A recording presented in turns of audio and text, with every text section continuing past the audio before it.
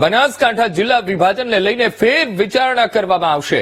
કાંકરેજના કેટલાક ગામોને બનાસકાંઠામાં સમાવાઈ શકે। હાલ વાવ થરાદમાં કાંકરેજને સમાવાતા વિરોધ થઈ રહ્યો છે, ત્યારે રાજ્ય સરકાર ટૂંક સમયમાં તેની જાહેરાત કરી શકે છે। તો જ્યારથી બનાસકાંઠા જિલ્લાનું વિભાજન કરીને વાવ થરાદ જિલ્લો બનાવવામાં આવ્યો ત્યારથી જ ધાનેરા કાંકરેજના લોકો વિરોધ કરી રહ્યા છે, ત્યારે બનાસકાંઠા જિલ્લા વિભાજનને લઈને ફેર વિચારણા કરવામાં આવશે। સાથે જ કાંકરેજના કેટલાક ગામોને બનાસકાંઠામાં સમાવાઈ શકે છે, એ દિશામાં વિચાર થઈ શકે છે। તો હાલ તો વાવ થરાદમાં કાંકરેજને સમાવાતા વિરોધ ઉઠી રહ્યો છે, અને વિરોધને પગલે રાજ્ય સરકાર ટૂંક સમયમાં કોઈ જાહેરાત કરી શકે।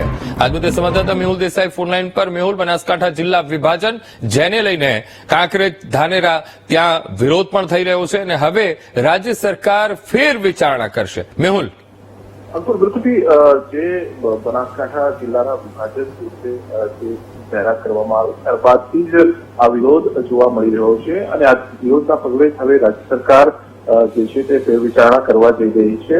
ખાસ તો કાંકરેજ જે જિલ્લાનો તાલુકાનો જે પ્રશ્ન છે તે સૌથી વિગત છે, અને તેના જે રજૂઆતો આવી છે તે ભારતીય જનતા પાર્ટીના આગેવાનો તરફથી પણ રજૂઆતો આવી છે, અને આ રજૂઆતોના પગલે જ ફેર વિચારણા કરવામાં આવી રહી છે। કાંકરેજ તાલુકાનો કેટલો ભાગ જે છે તે ફરી બનાસકાંઠા જિલ્લામાં સમાવવામાં આવી શકે છે। જે ગામો જે છે તેને ડીસા તાલુકાની અંદર સમાવવા માટે હિલચાલ ચાલી રહી છે।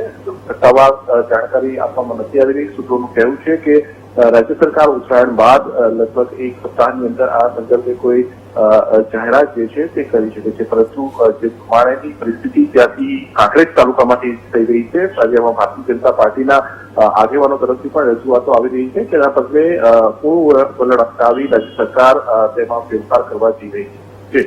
જી બિલકુલ મેહુલ, સમગ્ર માહિતી સાથે જોડાવા બદલ આપનો આભાર।